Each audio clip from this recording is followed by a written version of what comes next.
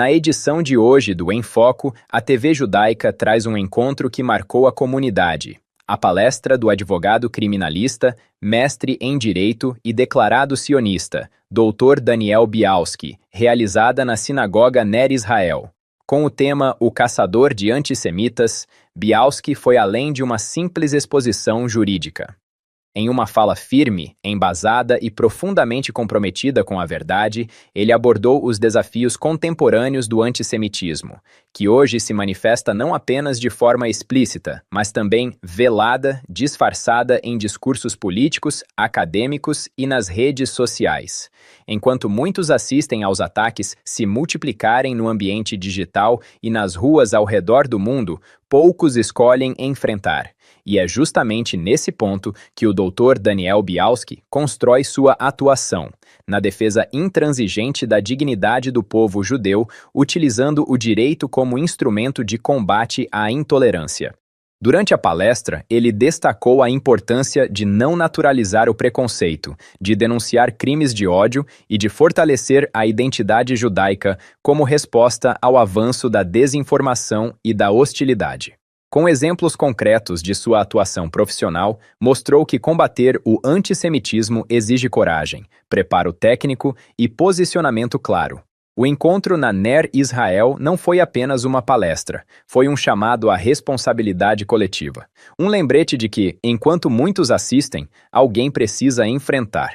No Em Foco de hoje, você acompanha na íntegra esta palestra impactante e entende por que o combate ao antissemitismo não é apenas uma questão jurídica, mas uma missão moral e histórica.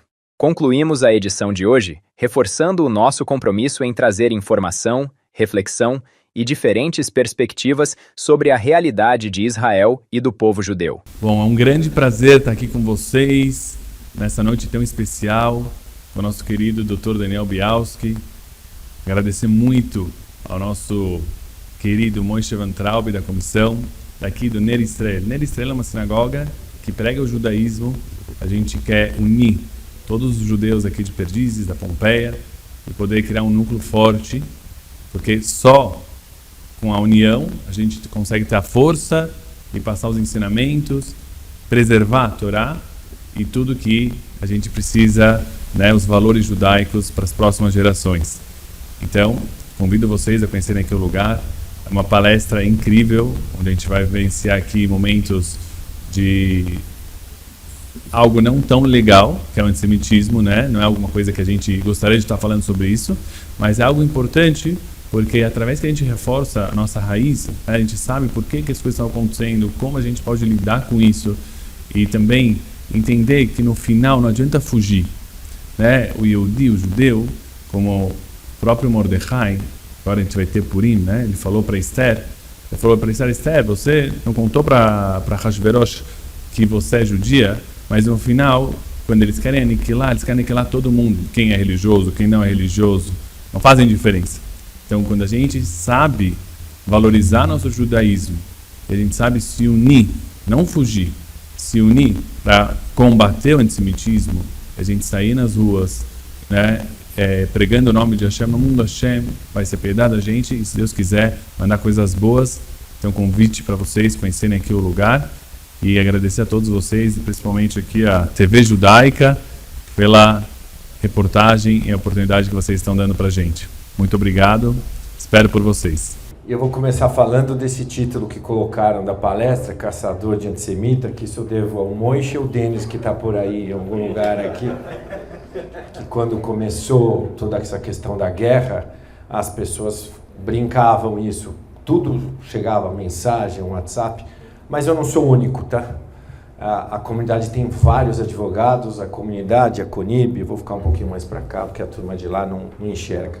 A comunidade tem muitas pessoas que fazem isso, e aqui eu tenho uma delas, que é o Daniel Kignel, que também merece uma salva de palmas por fazer um trabalho incrível a respeito disso. E já falando de um ser absolutamente abominável, que é esse Gessé, saibam que a Fizesp, através do Daniel e outros políticos tanto, representaram, e esse cidadão vai ser processado, esse cidadão vai ter que responder a um processo, porque o que ele fez é antissemitismo. a comunidade judaica, ser judeu, ou ser sionista, ou ser favorável a Israel, virou a bola da vez dos políticos de esquerda. E aqui eu não estou discutindo política, eu não estou falando que tem que votar no A, no B ou no C. Eu estou dizendo um fato verdadeiro. E isso a gente pode ver em todas as manifestações que foram feitas por pessoas do governo que esquecem completamente do que Hamas, Hezbollah e outros grupos terroristas fizeram para dizer o seguinte: não, mas Israel fez isso, Israel fez aquilo, Israel comete genocídio, Israel agiu de forma desproporcional. Eu vou contar um pouquinho antes do que foi a minha experiência desde lá, para depois falar do tema aqui, que é de antissemitismo propriamente dito. Eu passei por diversas instituições, eu fui diretor, fui presidente de sinagoga, fui tesoureiro do Beit Rabat Central, fui presidente da Hebraica, e na minha vida o que eu escutava de antissemitismo era uma coisa muito longe. O que a gente escutava em casa, acho que a maioria aqui, é o que os nossos ascendentes passaram na guerra, que os pais passaram na guerra, um acontecimento aqui, um outro acontecimento ali. E a função da federação e da CONIB nestas situações era algo muito esporádico. Porque nós, judeus, nós éramos muito bem-vindos em qualquer espaço. Como tem que ser. Independentemente da religião, independentemente do credo, independentemente da raça, todas as pessoas têm que ser muito bem-vindas em qualquer lugar que eles comparecerem. Mas aí, eu sou convidado para ser vice-presidente da CONIB, eu estava saindo da Hebraica e me pareceu algo muito tranquilo. Por quê? Porque era muito mais político, muito mais contato, muito mais fazer alguma coisa que fosse a favor de Israel, melhorar as ligações entre Israel e Brasil, seja no comércio, seja em política, seja em tecnologia, em tudo que fosse possível isso. Aí vem a guerra. E aqui também eu tenho o Márcio, que está com a gente na CONIB, que também faz um trabalho incrível lá também e merece também palmas, por favor. E que eu brinco que a gente é primo de navio, né? Que os nossos irmãos de navios, porque os nossos antepassados vieram no mesmo navio fugindo da guerra. Então, acontece o 7 de outubro, e que foi um espanto aqui para todo mundo. 7 de outubro, eu recebo um telefonema às 6 da manhã do presidente da CONIB dizendo: Israel está sendo atacada, eu estou dentro de um avião indo para os Estados Unidos visitar meus filhos, toma a pé do que está acontecendo. Aí era Simchat Torah. Eu ia na sinagoga para rezar Yizkor para o meu pai, né? Mas ninguém sabia. O que aconteceu? Acho que ninguém sabia. Até à noite, o que a gente tinha eram algumas notícias esporádicas de tudo isso que aconteceu. E naqueles primeiros dias, as notícias eram terríveis. Naqueles primeiros dias, todo mundo estava enfrentando de novo o que a gente via em filme, em livros, em documentários ou em testemunhos. Eu não sei se alguém aqui, acho que todos já conversaram com alguém, com algum sobrevivente do Holocausto e sabem o que eles passaram. Ano passado eu visitei os campos de concentração e foi uma experiência que eu também nunca mais vou esquecer na minha vida. Mas, de fato, o 7 de outubro, para a nossa geração, quando eu falo nossa, é para cima e para baixo, foi algo absolutamente surpreendente. Como assim Israel foi atacado desse jeito? Como assim o Hamas, que não tem estrutura nenhuma, invade, matam 1000 pessoas, entram nas cidades, acabam metralhando, sequestrando, estuprando, torturando quem era judeu e quem não era judeu. Porque muitos empregados judeus que não eram judeus, que trabalhavam para judeus, acabaram sendo mortos naquela oportunidade. E de lá para cá, a história começa a mudar. Então a gente teve algumas guerras a Primeira Guerra, que foi justamente a guerra que Israel estava travando lá, ou Israel reagia de forma enérgica para defender os seus limites, ou Israel ia deixar de existir. Então, quando alguém vem e fala, mas Israel agiu de forma excessiva, não precisava bombardear tanto, matar tanta gente. Não tem uma lógica numa guerra. Eu tive em Israel 10 vezes. 10 vezes desde o dia 7 de outubro de 2023. Acompanhei políticos, acompanhei jornalistas, acompanhei pessoas do Poder Judiciário, acompanhei influencers e acompanhei amigos da comunidade, de fora da comunidade, que queriam saber o que de fato tinha acontecido lá. Então ninguém vai me dizer que Israel fez foi mais do que devia. Não é. Não é possível alguém medir numa guerra o que a gente faz. Como não é possível, se você está sendo alvo de algum tipo de violência, você reagir e agredir aquela pessoa com o que você tiver. Porque naquele momento você está agindo para se defender, defender a sua vida e defender a sua própria existência. Então, o que a gente tem a partir daquele momento é um ataque maciço em Israel. E o que é que ninguém tinha percebido com o 7 de outubro? Que eles também estavam preparados para fazer uma guerra de mídia.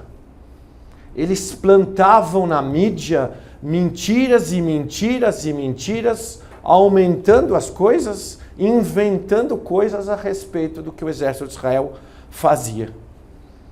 E nem Israel estava preparado para isso, e muito menos a gente aqui na diáspora. E era algo de uma proporção tão grande que eu nunca pude imaginar que tinha tanta gente a favor da Palestina no Brasil. Para mim foi assustador ver esse número e como esse número era crescente naquele momento.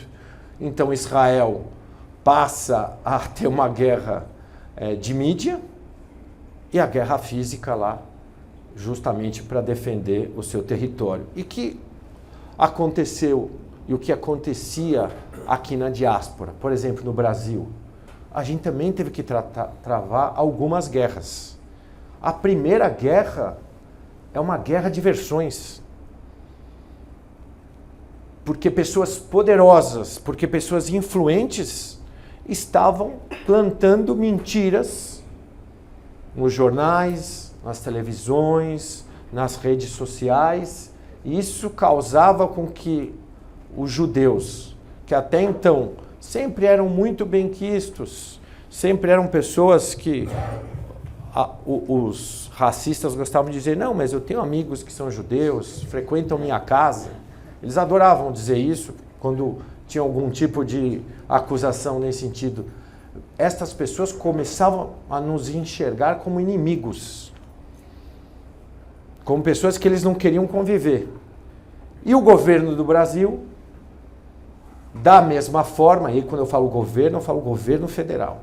O governo federal do Brasil tomou um lado nessa guerra. Ele tomou um lado contra Israel. E todas as narrativas eram contra o Estado de Israel. Nunca teve alguma manifestação dizendo efetivamente o que foram aquelas atrocidades. Que quem não sabe aqui, estou vendo a Mary aqui, que foi comigo várias vezes para Israel. Quem não sabe aqui, o que a gente escutou lá, de sobreviventes, de familiares de sobreviventes. E eu vou contar aqui rapidamente da mãe de um soldado, que ela vai lembrar muito bem, que eles são argentinos, fizeram aliá. E a gente estava no hospital com jornalistas e a gente queria que esses jornalistas falassem com soldados sobreviventes para que eles entendessem o que era o campo de batalha, para voltar para o Brasil e poder falar, olha, aquilo lá não é brincadeira, não é filme, não é teatro, não é novela, aquilo é verdade, é viver ou morrer. E esse menino, que era inclusive um advogado, num primeiro momento ele disse que queria conversar com a gente e depois ele falou que ele não ia conversar. E aí a mãe veio explicar que ele estava no campo de batalha e aí ele e o parceiro acabaram pisando numa mina e quando explode, os dois olhos dele caíram.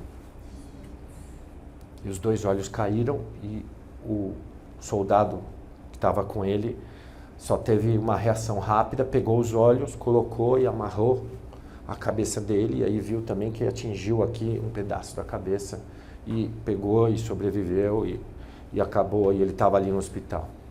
E aí a mãe falou algumas coisas que eu nunca mais vou esquecer na minha vida. Ela disse, meu filho está aqui vivo. Não está com a mesma vida que ele tinha, mas ele, como os filhos de outros amigos, tem que lutar por Israel, porque se a gente não lutar por Israel, a gente vai desaparecer, porque essa aqui é a nossa terra. Se a gente tivesse Israel na época do Holocausto, hoje o povo judeu seria muito maior. E este menino depois concordou em conversar com a gente, e as pequenas coisas que importavam para ele naquele momento passaram a representar para todo mundo que estava lá, escutando o depoimento dessa mãe, que está com um filho que nunca mais vai enxergar, que está com o filho que vai depender dela para o resto da vida, o quão importante era a luta de cada um daqueles soldados, quão importante era a luta de cada uma dessas pessoas. E é por isso que quando eu voltei de uma das primeiras viagens, eu falei assim, eu não vou parar de lutar contra o antissemitismo, porque eu não estou fazendo nada perto do que eles estão fazendo lá. Eu recebi ameaça aqui no Brasil, mas nunca corri o risco que nem eles correram lá, que nem eles correm lá. Quantos e quantos soldados morreram, quantas e quantas famílias perderam pessoas tão queridas. Então, todo esse movimento que é feito aqui foi muito importante para a comunidade, porque a comunidade se organizou. A comunidade se organizou com advogados, a comunidade se organizou com publicitários, a comunidade se organizou com pessoas ligadas à administração, a comunidade foi atrás dos seus grandes doadores para nos proteger aqui, porque aqui é o mais importante nesse momento. E ao mesmo tempo, ajudando Israel da forma que fosse possível. Então, hoje em dia, a comunidade judaica ela é muito mais organizada, em todos os sentidos, de segurança, financeiro, jurídico, de mídias sociais, e a gente aprendeu a jogar o jogo que os antissemitas jogam. Acho que todo mundo aqui vê, acho que quem tem rede social lá, tem o Instagram, antissemitas, o OIV e outros tantos, são nossos. E a gente usa essas redes sociais para expor aquelas pessoas, para expor mesmo, para falar, olha, esse cara é racista, esse cara fez isso e esse cara fez aquilo. E a partir daí, outras tantas pessoas se organizaram como o ECOA, que é um movimento que vai nas empresas para conscientizar as empresas que o fato de eu ser judeu e trabalhar na empresa A, B ou C, eu não posso ser discriminado por causa disso. Para que essas empresas tenham na sua cartilha algo muito importante para que ninguém seja vítima de racismo. Ninguém seja vítima de racismo. E eu tenho um monte de exemplo, como o Daniel tem um monte de exemplo aqui, eu vou contar alguns que aconteceram nesse percurso, que eu falava com as pessoas da polícia, com o Ministério Público e para a Justiça. Falei, doutor, troca a palavra judeu por negro. Troca e me fala o que vai acontecer. Se isso não é racismo. E tem uma socialite que achou que ela ia sair impune de tudo isso, que ela postava num grupo de rede social dela só coisa contra Israel, colocou Israel com os judeus formato de rato, falava, tem poucos, mas ainda existem judeus humanos. E aí ela tira todos os judeus daquele grupo de WhatsApp. Quando ela tira todos os judeus do grupo de WhatsApp, ela escreve assim: agora esse grupo está limpo. Esta mulher, que eu posso falar o nome aqui, que não tem problema, que ela está respondendo ao processo criminal, chama Rosângela Lira. Esta mulher está respondendo por racismo, denunciada pelo Ministério Público, e eu, como faço em muitos casos, e os voluntários da CONIB, vou estar lá acusando ela, para que ela saiba. Ela pode até pegar um juiz um pouco mais benevolente, que pode achar que ela não teve intenção. Para mim, não tem dúvida. E eu falava justamente isso quando eu fui despachar com o promotor, que estava em dúvida se ia processar ela ou não. Falei, doutor, imagina se fosse negro, ou se fosse da comunidade LGBT+. Isso não é intolerância? Isso não é discurso de ódio? Isso não é discriminação? Como é possível isso? Não, isso não é possível. Então essa pessoa é um dos tantos exemplos que a gente tem que aqui no Brasil essas pessoas não vão ficar impunes. Eu quis contar um pouquinho desse contexto para mostrar da forma que eu acabei me envolvendo. Todo mundo aqui eu acho que está cansado, né? A gente abre a rede social, essa semana tem esse GCE, tem aquele pessoal que está postando coisa no Nordeste sobre os soldados israelenses, e a partir daí isso vai tomando proporções maiores. Mas a gente não pode se dar o direito de ficar cansado. A gente não pode se dar esse direito. Sabe por quê? Porque o soldado que está lá na fronteira, ou a soldada que está lá na fronteira, ela não descansa.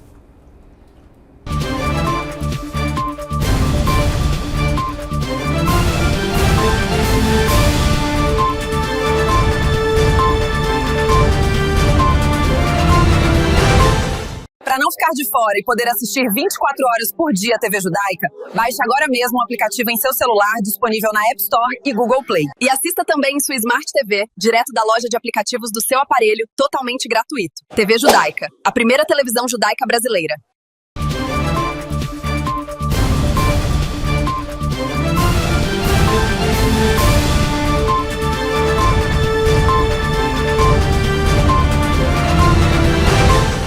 Primeiro de tudo, deve estar censurando essas falas antissemitas. A gente acabou de ter aí recentemente esse pseudo-sociólogo GCE fazendo falas absolutamente antissemitas, e não há nenhum movimento do governo em censurá-lo. Ele é um fundador do PT, que é o partido do presidente, e você não vê o presidente fazendo nenhuma crítica a ele. Então, se a gente tivesse um governo que pudesse fazer atuação mais firmes contra essas falas antissemitas, a gente poderia contribuir para que a gente começasse a vir de cima, da liderança. Eu acho que hoje a gente está aqui nesse evento bonito com o Daniel Bialski, que vai falar sobre esse assunto. E mais uma vez eu gostaria de reforçar toda a comunidade que contem comigo, contem com o meu mandato, contem com o meu chefe de gabinete, o Gerson Pires. A gente está junto da comunidade, a gente trabalha firmemente para que essa movimentação antissemita seja rechaçada, seja punida. Eu tenho projetos de leis que cuidam desses aspectos, então continuem contando comigo. Olha, a gente precisa ter esse enfrentamento ao antissemitismo de forma muito clara nas casas legislativas, seja na esfera municipal, estadual, federal. A gente tem trabalhado nesse sentido justamente na Câmara Municipal de São Paulo, com o mandato da vereadora Cris Monteiro.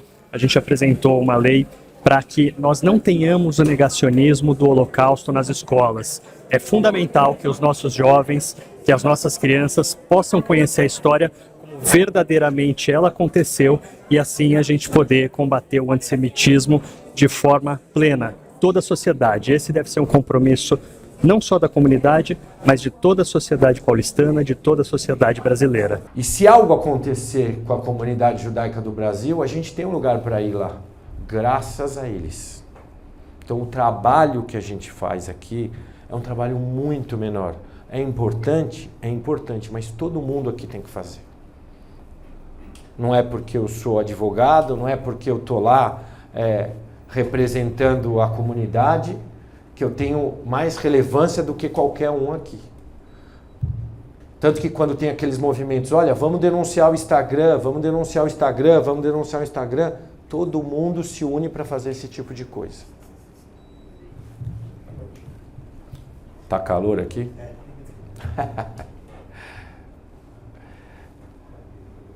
Continuando um pouquinho, para quem não sabe, e eu trouxe, até vou pegar aqui, ó.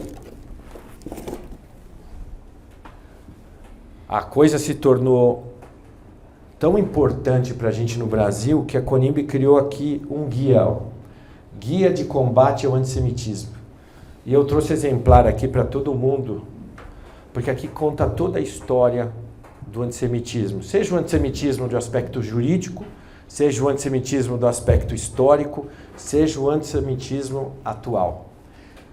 E quando eu falo de antissemitismo, a frase que eu mais gosto de usar é do rabino Jonathan Sacks, porque ele diz que o antissemitismo é um vírus que sofre mutação.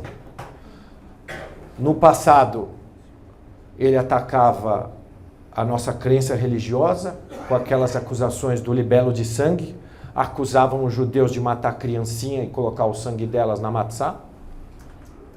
Ele sofre mutação no Holocausto, porque disseram que os judeus eram uma raça inferior, então não podiam viver. E hoje, a mutação diz muito mais respeito a Israel. O maior fator de antissemitismo que a gente tem hoje é o antisionismo.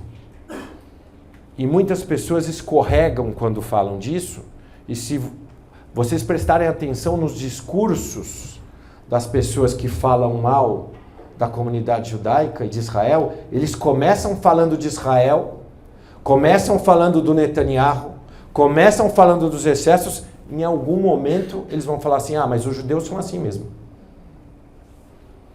Porque elas não conseguem disfarçar.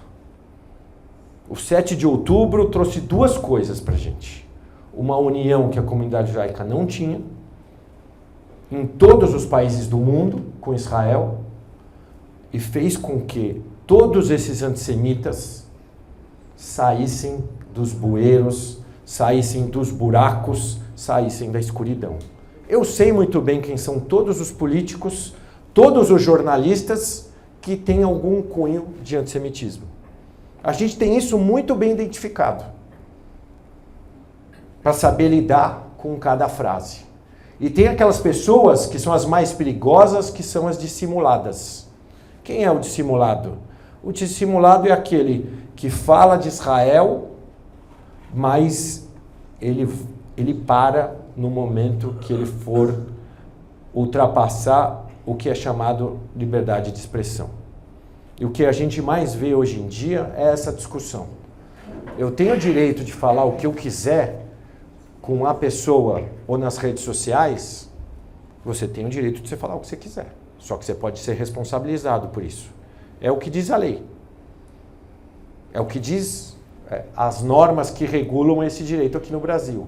Quando isso é proibido? A partir do momento que isso ultrapassa o limite da narração ou da crítica. Se você faz alguma afirmação injuriosa, caluniosa ou difamando alguém, você está incorrendo em crime. Se você faz alguma afirmação de cunho racista, discriminatório, você está incorrendo em crime. Isso é liberdade de expressão? Nunca é liberdade de expressão. E tem muita gente aqui que quando fala de tribunal, de julgamento e alguma coisa, sempre gosta de falar mal do ministro Alexandre de Moraes. Mas uma das grandes vitórias que a CONIB conseguiu ano passado foi com o ministro Alexandre, que ele confirmou a condenação de uma pessoa que pregava o antissemitismo em livros, em artigos, utilizando falsamente da condição de jornalista para pregar o ódio aos judeus. E esse tipo de exemplo que a gente tem que usar.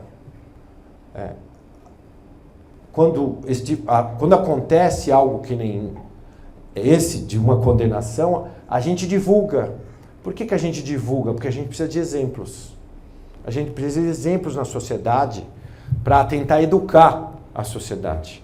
Então, o trabalho contra o antissemitismo não é só o de combate. O de combate eu acho que pode ser um dos mais fáceis, porque eu identifico o antissemita, eu levo ele para a polícia, eu levo ele para o tribunal e ele é julgado e condenado. O mais difícil é o educar. Então, o trabalho dos educadores, o trabalho de todos nós é ensinar para as pessoas o que pode e o que não pode, o que ela está falando está certo ou está errado. O motivo das viagens que eu fiz para Israel era justamente isso. Para mostrar a verdade, para que eles voltassem para cá e pudessem ensinar. A gente conseguiu aqui no Brasil leis federais e estaduais, eu acho que pouca gente sabe isso, obrigando a ensinar o nazismo e o holocausto nas escolas. Por que isso? Porque quando em janeiro, no dia 27, a gente recorda da libertação do campo de Auschwitz e fala nunca mais, é para que as próximas gerações entendam que esse nunca mais é nunca mais mesmo. Mas já não é nunca mais, porque dia 7 de outubro aconteceu de novo. Então é muito importante que a gente tenha isso em mente para que a gente possa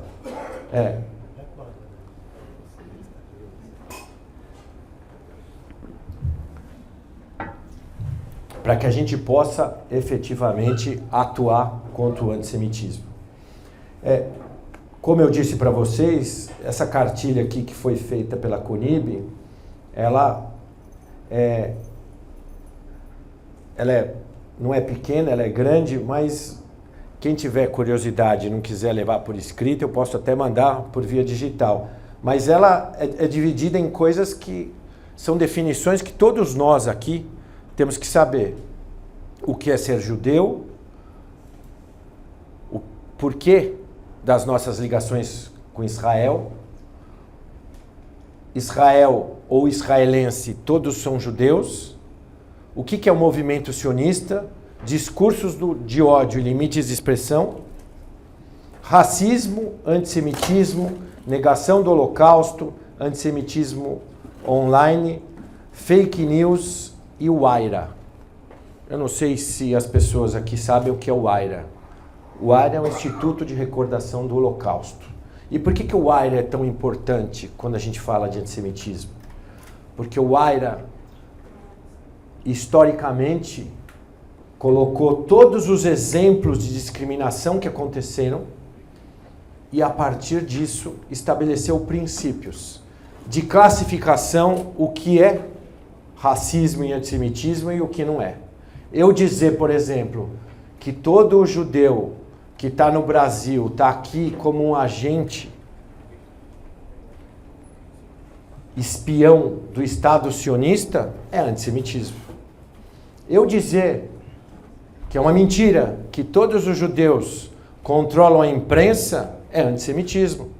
Eu dizer que os judeus são os donos dos maiores bancos é antissemitismo. Eu dizer, como adoram dizer por aí, que os judeus não toleram a convivência harmônica é antissemitismo. E eu querer pregar aquela frase do rio ao mar, ou do mar ao rio, é o maior dos antissemitismos. Porque se Israel sumir, matando 7,5 milhões de judeus que vivem lá, eu estou pregando de novo o que Hitler dizia nos seus discursos. Então, é importante que em algum momento que vocês tiverem possibilidade, que vocês leiam isso, que vocês espalhem isso, que vocês comentem isso, principalmente com quem não pertence à comunidade.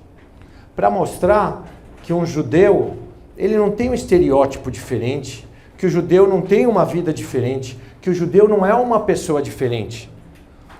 Independente se eu sou judeu ou não sou judeu, eu tenho o direito de viver no Brasil. Eu tenho o direito de votar em quem eu quiser, eu tenho o direito de torcer para o time que eu quiser, eu tenho o direito de trabalhar no que eu quiser.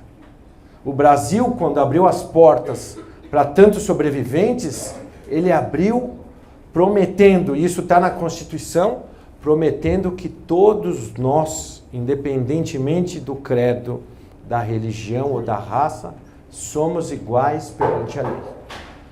E eu já tive a oportunidade de estar com várias pessoas do governo federal que quiseram discutir comigo a respeito de guerra. Ah, mas Israel faz isso. Eu falei, eu não estou discutindo guerra.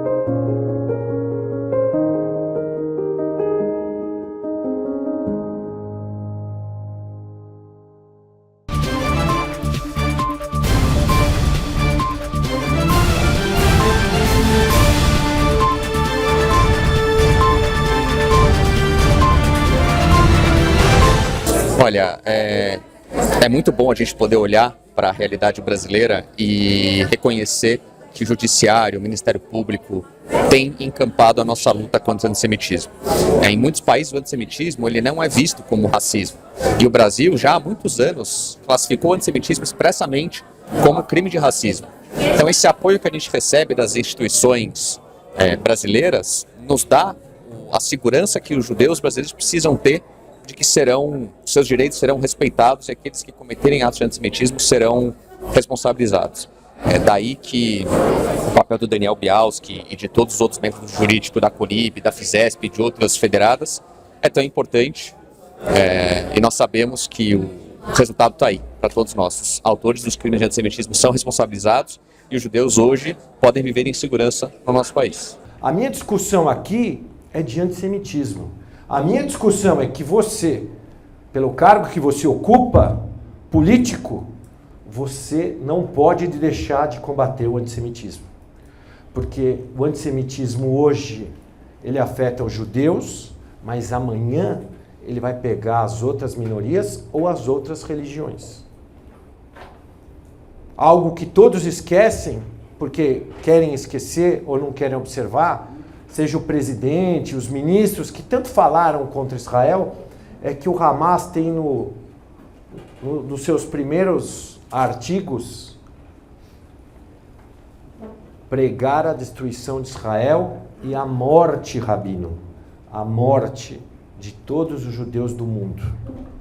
Como é que você conversa para ter paz com uma pessoa que quer te matar? Me explica isso. Como é possível? Não, não é possível. Então a gente precisa usar da força, Israel precisou usar da força a respeito de tudo o que aconteceu. Eu já fui vítima de antissemitismo, por incrível que pareça.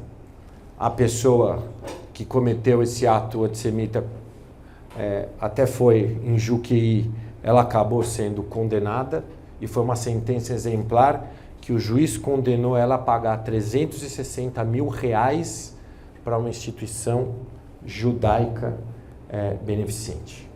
Ela vai recorrer, ela vai tentar reduzir isso, mas são esses exemplos que a gente precisa. O maior dos antissemitas, que se diz judeu, mas não é judeu, já foi condenado também civilmente e criminalmente, e vai ter que pagar por todos esses atos. Breno Altman. Ele continua falando e continua tomando investigação e processo.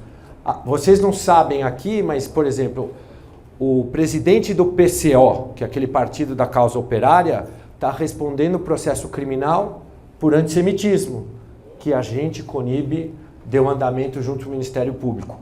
O presidente do PSTU, Partido Social, nem me interessa o resto, o que significa a sigla lá, está respondendo o processo por antissemitismo.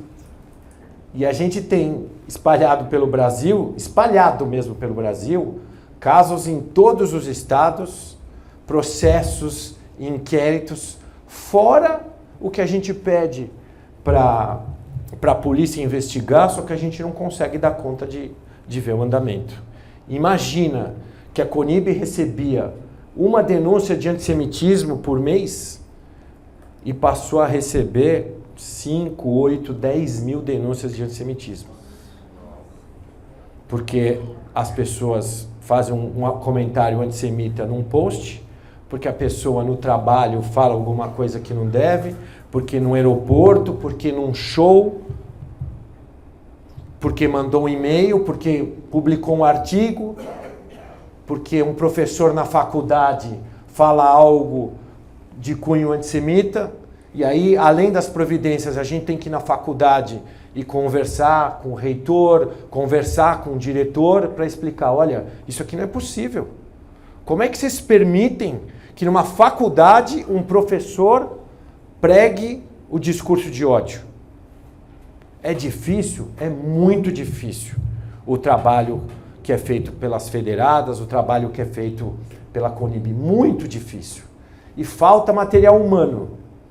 A gente tem muito voluntário, mas falta material humano. Por que falta material humano? Porque muitas pessoas têm medo de se envolver. E eu estou falando desse aumento de casos de antissemitismo porque tem muita gente que não fala. Tem gente que já deve ter escutado seu judeu de merda e preferiu ficar quieto.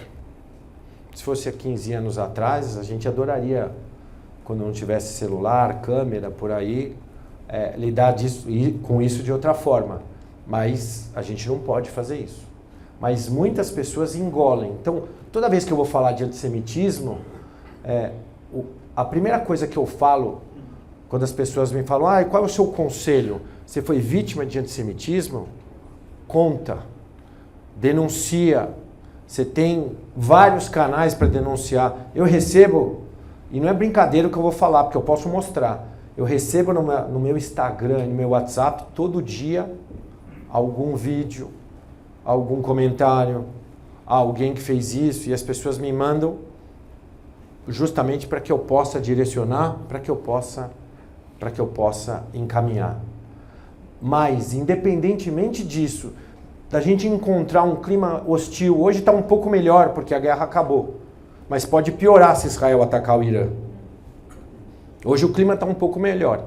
Mas, independentemente disso, eu vou ter vergonha de usar minha kippah, de usar minha Magen Davi, de sair com a camisa de Israel? Não.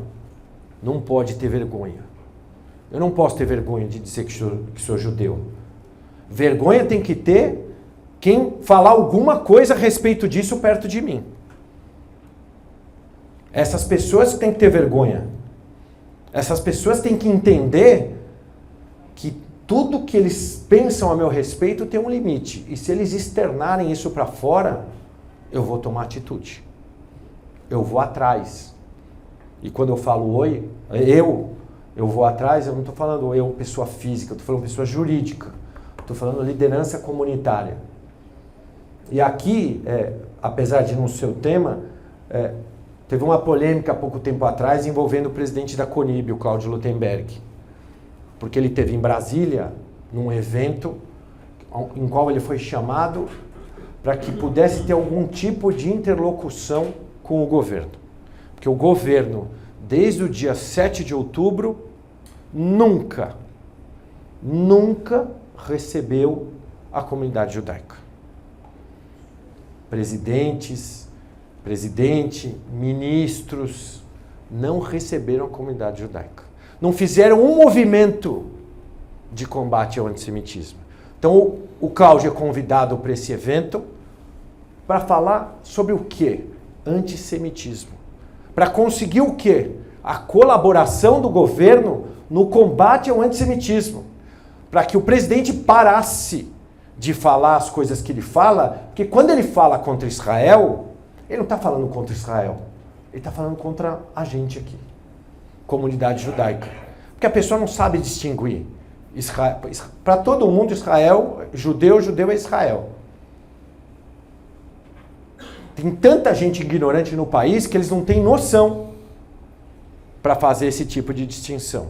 E ele faz aquele discurso e em momento nenhum ele disse ou afirmou como convicção pessoal que o presidente não é antissemita.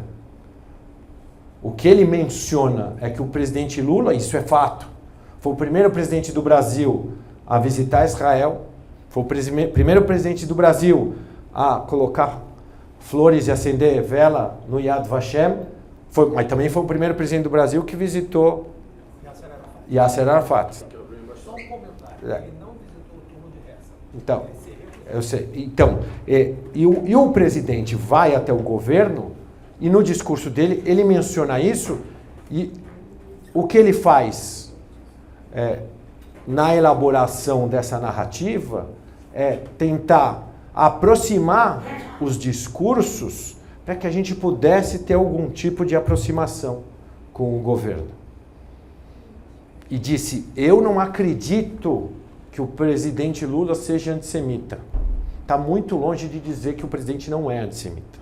Só que nesse mesmo dia, o Flávio Bolsonaro tinha feito um discurso taxativo dizendo que o Lula era antissemita, e aí o pessoal do Lula pega aquele recorte e faz o contraponto. O presidente da Conib estava errado de ir lá nessa reunião? Não, não estava errado. Talvez as palavras poderiam ter sido outras, poderiam, mas ele tinha obrigação de estar lá. Porque se o Lula ganhar de novo, que eu espero que não, mas se o Lula ganhar, ou se outro candidato ganhar, ou se o Flávio Bolsonaro ganhar, o que eu preciso fazer enquanto liderança do Brasil? Eu preciso conversar para proteger a minha comunidade. É isso que eu preciso. No campo político, isso é um pouco mais difícil, mas na Polícia Federal, a gente tem muitos amigos. No Ministério Público, a gente tem muita acolhida. No Poder Judiciário, a gente tem muita acolhida. Quantos exemplos eu tenho aqui que vocês viram no jornal que o membro do Hamas tentou entrar no Brasil e não foi permitido? Mas quem que bloqueou? Foi o governo? Não! Tinha gente do governo que queria que o cara entrasse. Foi a Polícia Federal que disse, para mim, Hamas é grupo terrorista. E esse cara faz parte da busca da Interpol e ele não vai entrar no Brasil. E não foi uma vez, tá? Quantas vezes a Polícia Federal prendeu terroristas aqui do Hamas e do Hezbollah? Há pouco tempo atrás, de novo. Se vocês não sabem, em 2024, a Polícia Federal estava investigando brasileiros ligados ao Hezbollah que estavam planejando a morte de líderes da comunidade judaica. Não tinha nome de ninguém lá. Não tinha nenhum nome, pelo menos no processo que eu vi. Mas isso coloca um alerta em todo mundo que combate, em todo mundo que discursa, em todo mundo que expõe essas pessoas. Eles estão presos, estão condenados a 29 anos, mas isso é uma demonstração inequívoca que o Hamas está aqui e que o Hezbollah está aqui. Quem já foi para Foz do Iguaçu, talvez passe por lá e acha que está em alguma área do Líbano ou de algum outro país árabe. Porque a quantidade de gente que tem lá é assustadora. A Polícia Federal está investigando? Tá. Tem uma investigação que monitora a maioria das pessoas lá. O que me traz muita tranquilidade de saber que, conquanto a gente tem um pouco de resistência no governo federal, a gente tem uma polícia muito atuante. Mas eu também não posso só criticar os governantes. No dia 8 de outubro, como eu disse para vocês, o presidente da Conib estava viajando, eu era o vice-presidente, o secretário de Segurança de São Paulo, que é o deputado Derrite, me liga e fala assim, o governador Tarcísio quer falar com você. Vê quem que você quer trazer para uma reunião, mas a gente quer conversar. Fui eu, presidente da Federação Israelita na época, o Marcos Knobel, o Ricardo Birkenstadt, o cônsul de Israel. O governador Tarcísio usou essas palavras. O que vocês precisam para proteger a comunidade judaica? Me diz o que vocês precisam para proteger a comunidade judaica em São Paulo. E a gente falou, governador, eu preciso que protejam as escolas, eu preciso que protejam as sinagogas e eu preciso que protejam o meu direito de ser judeu em São Paulo. E o governador, para quem já escutou ele falando, ou o prefeito de São Paulo, para quem já escutou ele falando por mais de uma vez, eles disseram que em São Paulo cidade ou em São Paulo estado, ninguém vai perseguir judeus ou vai praticar antissemitismo e ficar impune. O caso do PCO, por exemplo, foi a Conib com a Fizesp que deu andamento, mas por iniciativa do governador Tarcísio. Ele me manda um WhatsApp falando, olha, essa pessoa não pode ficar livre. Por favor, faça alguma coisa contra ela. E a gente faz. Vocês não sabem, por exemplo, que no Telegram tem grupos, e não precisa ficar pesquisando porque já caiu, mas tinha grupos que era assim, o nome do grupo era Morte aos Judeus. Que o filho do presidente do PCO fazia parte. E tudo isso a gente pega, infelizmente a gente não tem poder de polícia, a gente pega esses dados, passa para a Polícia Civil, passa para a Polícia Federal, passa para o Ministério Público e tem uma enxurrada de investigações acontecendo. Muitas investigações. Algumas a gente coloca na imprensa para servir de exemplo, as outras a gente não coloca porque não precisa ficar propagando isso, porque tem o lado didático de você ensinar que isso está errado, mas eu não posso mostrar que isso está acontecendo muito porque eu incentivo outras pessoas a fazerem. Então, se você for refletir, é uma loucura, porque eu atuo, mas eu tenho que ver também em que medida eu posso atuar. Aqui, e aí eu vou finalizar para vir para a pergunta, Rabino. Aqui nessa cartilha aqui tem os contatos da Conib, mas quem não tiver, acho que muitas das pessoas aqui eu conheço, tem o meu contato, tem o contato da Fizesp. Qualquer ato que vocês souberem de antissemitismo, por menor que seja, tem um cara estranho aqui. Tem uma sinagoga aqui em Genópolis que tinha um cara que se fazia de falso rabino que jogou um coquetel molotov na porta. Alguém soube disso aqui? Não. Por quê? Porque eu não posso incentivar que isso aconteça. Esse cara está preso. Esse cara está preso. Só que esse cara, ele não é aquele antissemita militante do PT ou de algum movimento pró-Palestina. Ele é alguém que de fato tem um problema mental. E esse é o mais perigoso. Porque eu não tenho controle, eu não tenho vigilância sobre ele. E além, a gente tem que lembrar também que além dessa turma contra Israel, eu tenho um outro fator no Brasil que é muito complexo, que é dos neonazistas. É uma quantidade inacreditável também. Desde a Olimpíada, a Polícia Federal vem prendendo esses grupos de neonazistas, porque eles não têm qualquer tipo de bandeira, mas ao mesmo tempo eles têm os grupos que eles odeiam, os negros, os judeus, os árabes, os imigrantes, e eles praticam atos de crueldade, planejam a prática de atos de crueldade. Então, a gente tem no Brasil tudo isso. Então vocês podem pensar, meu Deus, então eu vou embora daqui, vou fazer aliar. Não, não precisa.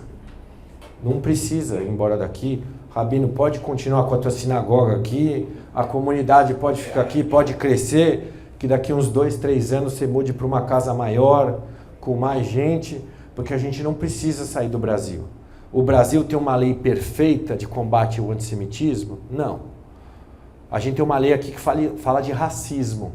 Depois do 7 de outubro, essa lei foi implementada. Mas também a CONIB, e aí tem vários advogados, onde eu me incluo, o Daniel se inclui, a gente fez um projeto de lei novo, que já está no Congresso, que vai ser um tanto quanto mais rigoroso. Se vocês forem imaginar, no Uruguai não tem essa legislação. Na Argentina tem uma legislação fantástica. Mas a melhor legislação do mundo, só podia ser, é na Alemanha. Na Alemanha, você não pode usar a camisa do Hamas e incentivar qualquer tipo de ato de terrorismo. Aqui a gente viu, na Paulista, gente vendendo camisa do Hamas como se fosse uma camisa de time de futebol. Tanto a CONIB como as federadas têm trabalhado para que, independentemente quem for eleito, seja para presidente, seja para governar os estados, eles respeitem a comunidade judaica, respeitem o direito de todos nós professarmos a nossa religião.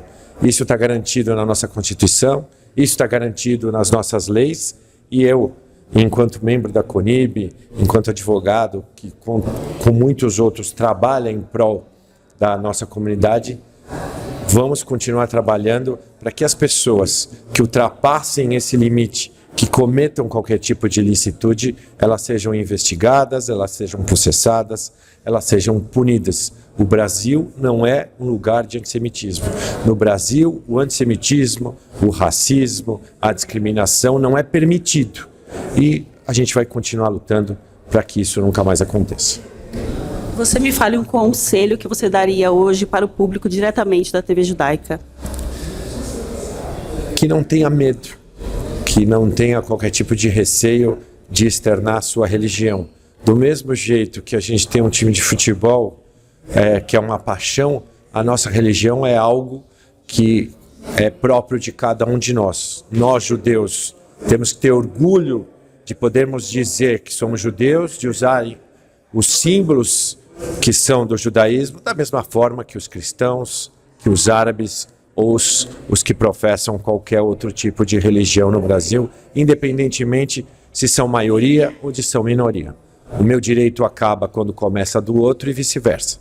Todos nós temos que ter essa liberdade, então não tenham medo.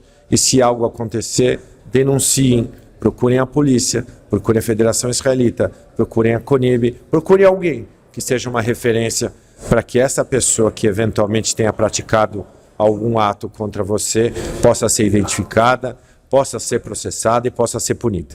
Parabéns, obrigada, boa palestra. E obrigada por nos acompanhar até aqui. Continue conectado com a nossa programação. Informação de qualidade, cultura, história e atualidade, tudo isso você encontra na TV Judaica. Baixe o aplicativo da TV Judaica no seu celular, disponível na Apple Store e Google Play. Também estamos presentes nas principais Smart TV, em suas lojas de aplicativos, e na Soul TV, no canal 121. É fácil, rápido e totalmente gratuito. Aproveite e acompanhe também nossas redes sociais, Instagram, Facebook e YouTube. Lá você encontra entrevistas completas, reportagens exclusivas, documentários, bastidores e muito mais. Não esqueça de curtir, comentar, compartilhar e se inscrever para fortalecer ainda mais o nosso trabalho e ajudar a ampliar a voz da comunidade judaica no Brasil. Nos vemos no próximo programa, TV Judaica, a primeira televisão judaica brasileira.